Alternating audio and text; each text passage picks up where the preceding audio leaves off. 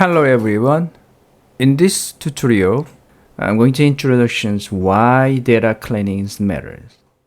Data quality is the foundation of meaningful data analysis. So this tutorial will guide you through identifying and correcting common data flaws found in real-world datasets, ensuring your visualizations are accurate and insightful. First one, this tutorial demonstrates how to identify common data quality issues, such as extreme value and invalid interest. Second is as an example, we will see IMDb scores that fall outside the normal 0 to 10 range, indicating likely data entry mistakes or processing errors. Third, you will learn why proper data cleaning is essential.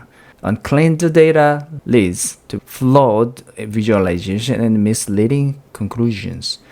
First, we will cover systematic approaches within Databricks to efficiently detect, filters, and correct these critical data problems.